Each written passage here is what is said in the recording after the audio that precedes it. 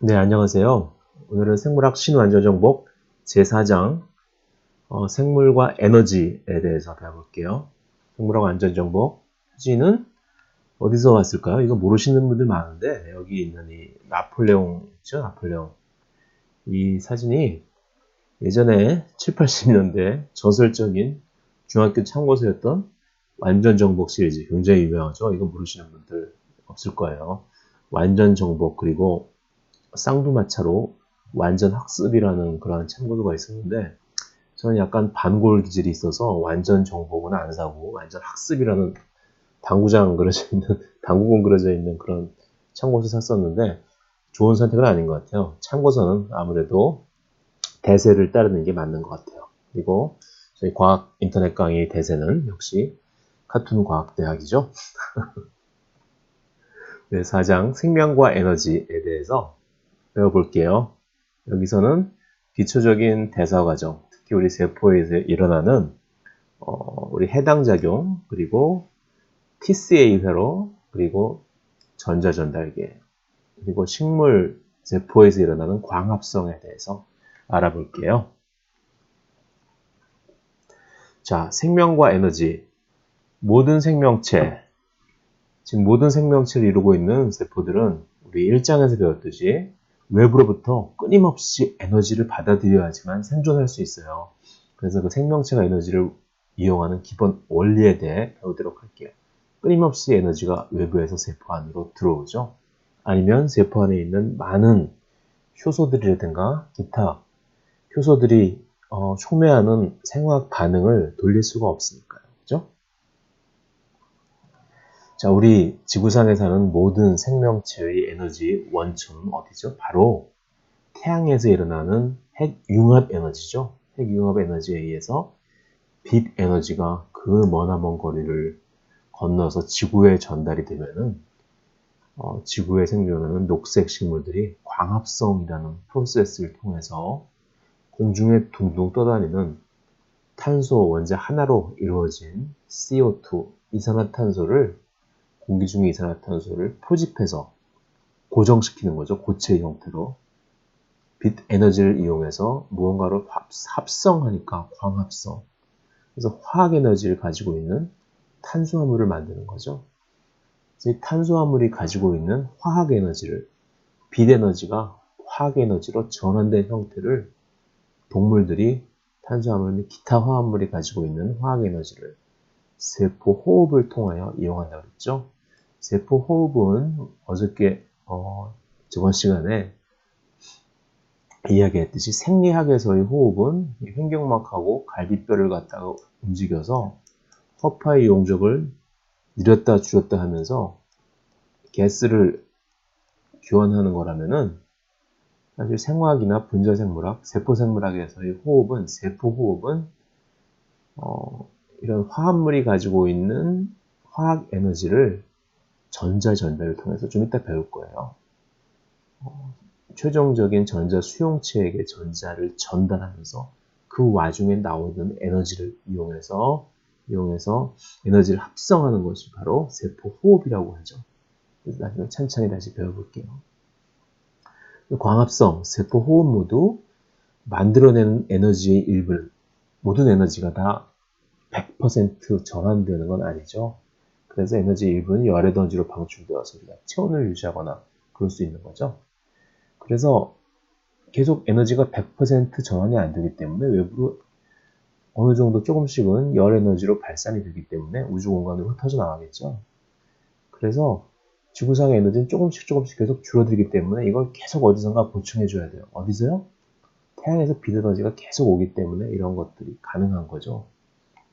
아니라면은 태양 에너지가 오지 않아도 우리가 에너지를 자급자족 살 수 있다는 말도 안 되는 가정이 가능하겠죠. 마치 뭐 무한 동력이라든가 그런 것처럼 인터넷에서 가끔 그런 거 있어요. 핸드폰 충전하기 위한 보조 배터리 무한 동력. 얘는 얘를 충전하고, 그렇죠? 얘는 얘를 충전하고 이런 식으로 가능하지 않죠, 그렇죠? 마찬가지로 지구상에서 여러 가지 에너지가 화학 에너지 형태에서 다른 에너지 형태로 계속 전환이 된다고 하더라도 그 와중에 열 에너지로서의 손실이 있기 때문에 태양 에너지가 태양에서 계속 빛 에너지가 공급되어야 한다는 것이죠. 자, ATP라는 거 많이 들어봤을 거예요. ATP. 세포가 쓸 수 있는 현금과 같은 에너지. 그죠? 그래서 세포에서 일어나는 수많은 화학 반응에서 저희가 항상 ATP를 갖다 이렇게 동전처럼 그림을 그리는데 이게 현금처럼 아주 쉽게 쓸 수 있고 모든 반응에서 다 공통적으로 쓸 수 있기 때문에 이게 세포의 일종의 현금처럼 사용되는 거죠. 우리가 외국에 나가게 되면 대개 유로라든가 미국 달러라든가 이런 것들은 제3세계에 가서도 다 통용이 가능하죠. 하지만 우리나라 화폐 원화는 잘 통용이 안 되는 곳이 많아요. 그런 것처럼 모든 세포에서 다 쓰이는 ATP가 마치 전 세계에서 다 쓸 수 있는 달러나 유로처럼 이렇게 일종의 기본 통화라는 거죠.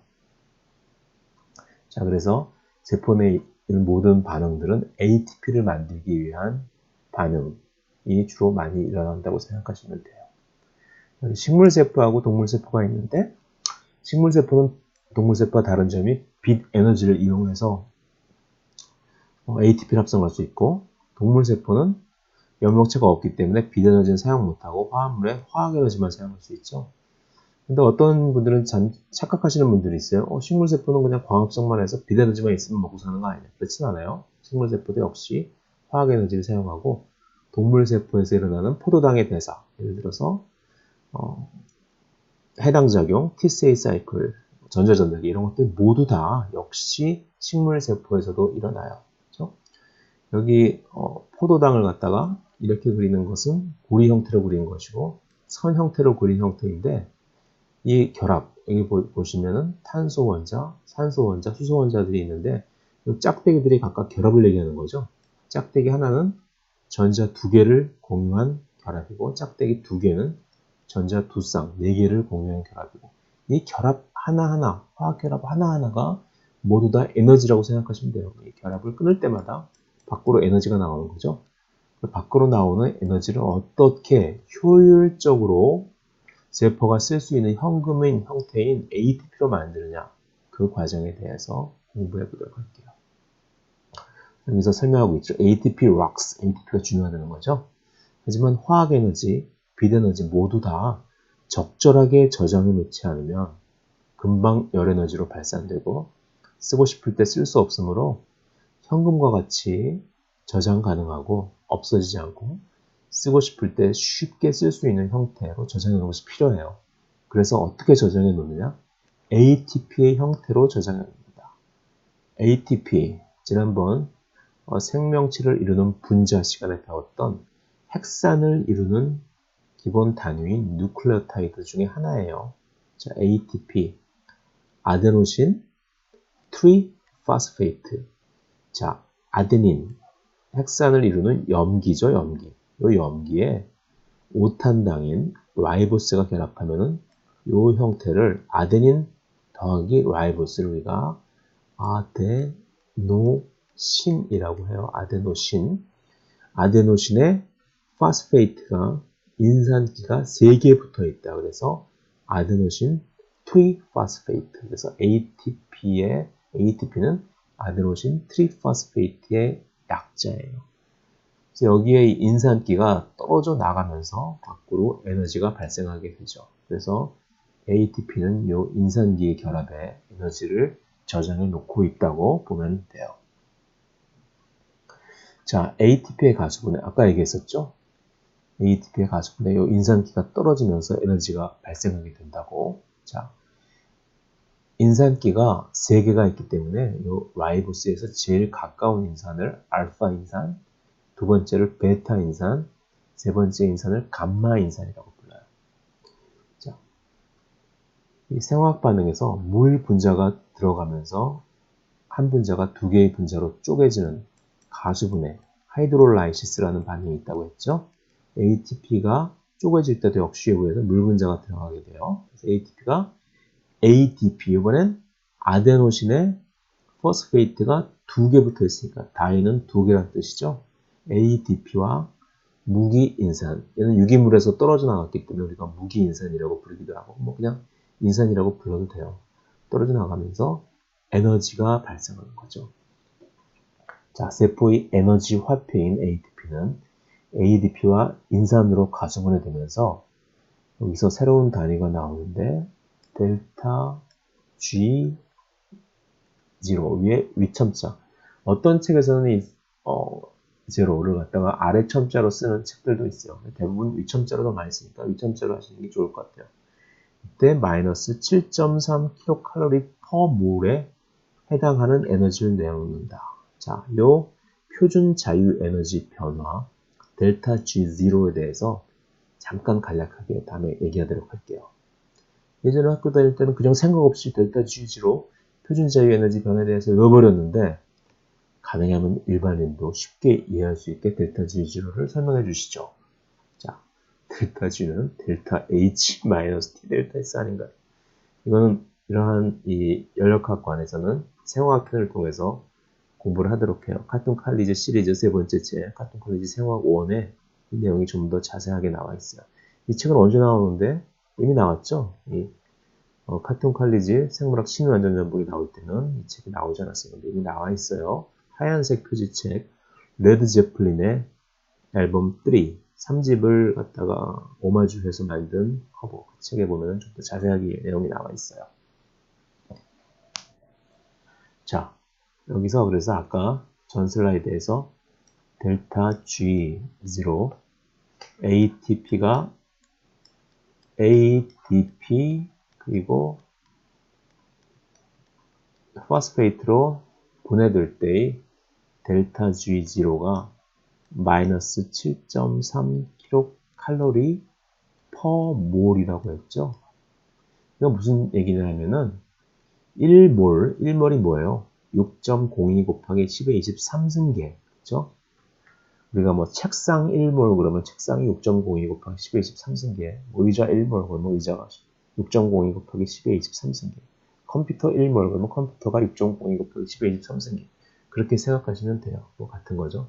ATP 분자 6.02 곱하기 10의 23승계. 굉장히 많은 양이 역시 6.02 곱하기 10의 23승계의 ADP 그리고 6.02 곱하기 10의 23승계의 포스페이트로 분해될 때 에너지가 약 7.3kcal 정도 밖으로 나온다. 밖으로 나오기 때문에 에너지 차이가 마이너스라는 거죠. 그렇죠? 그래서 얘가 좀 더 에너지를 많이 가지고 있고 누구보다 얘네들 합친 것보다 그 에너지가 밖으로 나오게 된다. 그래서 반응물이 생성물보다 에너지를 더 많이 가지고 있으니까 그 에너지 차이는 마이너스 사인을 붙여서 표현하죠. 그래서 마이너스 7.3kcal per mol. 에너지가 밖으로 나오는 반응인 경우에는 델타 G가 네거티브, 음의 값이 되게 돼요. 자, 우리가 먼저 델타 G0, 델타 G 프라임부터 배웠었는데 사실 자유에너지부터 먼저 정의를 해야 되죠. 자유에너지, 프리에너지. 자유에너지 G는 이 깁스라는 분의 이름을 따서 따온 거죠. 자유에너지는 어떠한 주어진 시스템이 가지고 있는 에너지 중 일을 수행할 수 있는 에너지를 뜻해요. 일을 수행하지 못하는 에너지도 물론 있겠죠. 그래서 free라는 의미에는 뭐 자유롭다라는 의미와 뭐 공짜, 뭐 스모크 프리 인바이러먼트 그러면은 사실 담배를 피면 안 되는 그러한 공간인데 담배를 자유롭게 필 수 있는 공간이라고 예전에 잘못 해석하시는 분들이 있었죠. 자, free라는 뭐 이거 약간 상관없는 얘기긴 한데 어쨌든 free가 굉장히 여러 가지 우리나라 말로 해석할 때 여러 가지 의미가 있어요. 뭐가 없는 이라는 뜻도 있고 그죠? 담배 연기로부터 자유로운이라는 뜻이죠. 즉 담배 연기가 없다는 뜻이죠. 자, free란 자유롭다. I am free, freedom 라는 의미와 공짜라는 의미가 있는데 this meal is free. 그렇죠? 이거 공짜다. 이 답은 공짜다. 공짜라는 뜻이 있는데 free 에너지라는 말에서 free라는 것은 공짜라는 뜻이 아니고 자유롭게 일을 할 수 있는 에너지다. 쉽게 쓸 수 있다. 그런 뜻이에요. 일을 할 수 없는 에너지도 가지고 있기 때문에 어떤 시스템이라는 것은 어떤 분자가 속한 그런 인위적인 그런 공간에 속한 여러 가지 분자들 혹은 그 주변의 공간까지를 포함해서 시스템이라고 얘기하는데 그 시스템이 일을 못한 에너지로 가질 수 있기 때문에 일을 할 수 없는, 일로 전환이 안 돼요. 그렇게 생각해 보시면 돼요. 일로 전환되는 에너지를 우리가 자유에너지라고 정의하는 거죠. 자, 자유에너지는 어떤 주어진 시스템이 가지고 있는 에너지 중에서 일을, work를 수행할 수 있는 에너지. 예를 들어서 일이라면 뭐 어떤 분자를, 작은 분자 두 개를 합쳐서 큰 분자를 만든다든가, 뭐 빛을 낸다든가, 아니면 밖으로 열을 낸다든가, 이런 것들이 모두 다 일이죠. 일을 수행할 수 있는 에너지를 뜻한다. 뭐가? G, 프리 에너지가요. 그렇죠? 앞에다가 그리스 문자 델타, 이건 소문자죠. 그리스 문자 대문자 델타를 붙이면 어떠한 물리량의 변화량을 얘기하죠. 그럼 델타 G 그러면 자유에너지의 변화량, 반응 전과 후의 자유에너지의 차이. 델타 G가 마이너스 값이 되면은 반응 전에서 반응 후 에너지가 줄어들었으니까 밖으로 에너지가 나간 것이고, 델타 G가 플러스가 되면은 반응 전의 반응물보다 생성물의 에너지가 많으니까 외부에서 에너지가 안으로 들어온 거죠. 이 경우는 ATP가 분해되면서 델타 G가 마이너스의 값이기 때문에 반응물이 가지고 있는 에너지가 밖으로 나왔다. 즉 반응물이 가지고 있는 에너지가 밖으로 쏟아져 나와서 우리가 어떤 일을 할 수 있다는 거죠. 이걸 가지고. 그렇죠? 델타 G까지 이제 공부해봤어요. 델타 G. 요 위에 위첨자 지로를 붙인 건 뭐냐? 표준 자유 에너지 변화량. 또 복잡하죠? 델타 G는 반응 전후의 자유 에너지 변화량. 델타 G0는 표준 조건. 왜냐하면 조건이 모두 여러 가지가 있을 수 있어요. 반응물과 행성물의 농도가 뭐 지멋대로일 수도 있고, 얘가 뭐 많을 수도 있고, 얘가 또 적을 수도 있고, 얘가 적고 얘가 많을 수도 있고, 얘가 뭐 적당히 많을 수도 있고, 적당히 적을 수도 있고, 무지하게 많을 수도 있고, 무지하게 적을 수도 있고, 얘가 얘보다 2배 많을 수도 있고, 얘가 얘보다 3배 많을 수도 있고, 얘가 얘보다 10배 많을 수도 있고. 그래서 각각의 조건마다 다 이 에너지의 값이, 델타 G 값이 틀려지기 때문에 그렇겠죠? 얘가 많으면 왼쪽이 오른쪽보다 많으면 당연히 오른쪽으로 더 많이 가려고 할 것이고, 오른쪽이 많이 있으면 오른쪽으로 잘 안 가려고 그러겠죠? 이거는 화학 반응의 법칙, 평형의 법칙을 생각해 보시면 쉽게 알 수 있죠? 그래서 표준 조건이라는 게 필요해요. 모든 것들이 다 똑같은 양으로 존재할 때. 그리고 온도도 중요하겠죠? 온도에 따라서 반응이 좌지우지되는 경우도 많으니까. 그리고 기압도 중요하고, 그렇죠? 뭐 이 기체가 나오는 경우는 뭐 기압이 높으면 그쪽으로 잘 반응이 진행 안 되겠죠. 그죠? 그래서 자유에너지 변화량을 계산할 때 표준 조건을 정의해 주는 것이 좋아요.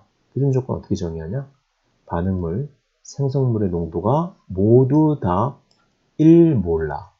1몰라. 그렇죠? 1몰라는 아보가드로 수만큼 6.02 곱하기 10의 23승계 몰레큘스,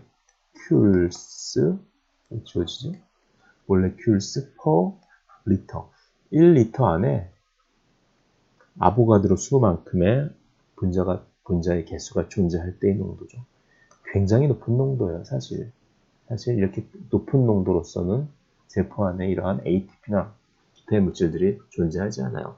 미리몰라, 어떤 것들은 그냥 마이크로몰라 정도. 그래서 이게 이런 그냥 계산을 위해서 만들어 놓은 인위적인 상황이라고 생각하시면 돼요. 표준 조건은요. 그죠? 물론 온도나 기압 같은 것은 현실과 비슷하지만 이 농도 1몰라는 굉장히 높은 농도라고 생각하시면 좋아요. 그러니까 ATP라는 분자는 분자 자체에 사용할 수 있는, 즉 자유에너지가 많이 들어있어서 가수분해되면 ATP가 ADP 플러스 포스페이트로 가수분해되면 표준 조건, 각각 1몰라의 농도, 얘도 1몰라, 얘도 1몰라, 얘도 1몰라의 농도일 때, 그리고 25도씨 1기압일 때 1몰당 6.02 혹은 6이라고 하는 사람들도 많죠. 비슷한 값이니까. 워낙 크니까, 그렇죠? 분자당 7.3kcal의 에너지가 나온다는 그런 뜻이지요. 그죠? ATP가 ADP로 가수분해되면서 ATP가 가지고 있었던 자유에너지는 이만큼 줄어들었으니까 표준 자유에너지 변화량 1몰씩이 가능하였을 때는 마이너스 7.3 kcal per 몰이 되는 것이죠. 그죠? 그러면 그 ATP 에너지를 이용해서 우리 세포 안에서 필요한 분자도 합성하고 영양분도 외부에서 끌어들이고 등의 여러 가지 일들을 수행할 수 있다는 것이죠. 뭐를 이용해서? ATP의 가수분해 에너지를 이용해서. 그렇죠? 자, 델타 G0는 반응물과 생성물인 ATP와 ADP 그리고 포스페이트까지 그렇죠? 각각 1몰라라는 말도 안 되게 높은 농도될 때의 값이에요. 왜 그런 비현실적인 표준 조건을 사용했냐고요? 실제로 모든 세포에서 상황에 따라서 세포 종류에 따라서 세포가 배고플 때는 ATP가 적을 테고 배부를 때는 ATP가 많을 테죠. 에너지가 많을 때는 ATP가 많고 에너지를 다 써버리면 ATP가 줄어들겠죠. 상황에 따라서 또 세포 종류에 따라서 일을 많이 하는 세포는 ATP를 많이 가지고 있을 것이고 일을 별로 안 하는 가만히 쉬고 있는 세포는 ATP 양이 적을 것이죠. 세포 종류에 따라서 ATP와 ADP의 농도가 다르기 때문에 표준화할 필요가 있다는 거죠. 그렇죠? 실제로는 세포의 ATP와 ADP의 비율도 1대1이 아니고 5대1 정도라 델타 G, 표준 조건이 아닐 때의 자유 에너지 변화량은 이것보다 좀 더 절대값이 좀 더 큰 음의 값이다. 이게 무슨 뜻이냐? ATP가 ADP보다 5배 정도 많다는 거죠. 그래서 ATP가 분해되어 가지고 ADP 플러스 PI 아래 첨자로 I라고 쓰는 것은 inorganic phosphate, 무기 인산이라는 뜻이에요. 인산이 혼자서 이렇게 떨어져 있으면은 유기물로부터 떨어져 있기 때문에 우리가 무기 인산이라고 부르죠. 이렇게 표현하기도 하고 이렇게 표현하기도 하죠. 자, 이 반응에 있어서 이게 1대1인 경우하고 ATP가 5배 많은 경우, ATP가 훨씬 많아요. 그러면 당연히 반응이 이쪽으로 더 잘 가겠죠. 이쪽으로 더 잘 가는다는 뜻은 반응의 에너지가 반응 전후의 에너지 차가 더 크다는 뜻하고 같아요. 얘가 많기 때문에 이쪽으로 더 많이 가니까 반응이 더 많이 일어나서 ATP가 더 많이 분해되니까 에너지가 더 많이 나오겠죠. 그래서 얘네들이 1대1로 존재할 때는 마이너스 7.3 kcal/몰인데 실제 상황에서는 세포 안의 실제 상황에서는 ATP가 ADP보다 많기 때문에 이 반응이 더 이쪽으로 많이 진행되기 때문에 실제로 나오는 에너지는 더 많다. 그래서 실제 델타 G0 이것은 표준 상황이고 실제 상황 델타 G 위에 첨자가 없어요. 표준 조건이 아닌 때의 자유에너지 변화량은 좀 더 절대값이 좀 더 큰 음의 값이다. 그런 뜻이에요. 자, 여기까지만 하고 나머지는 2부에서 볼게요.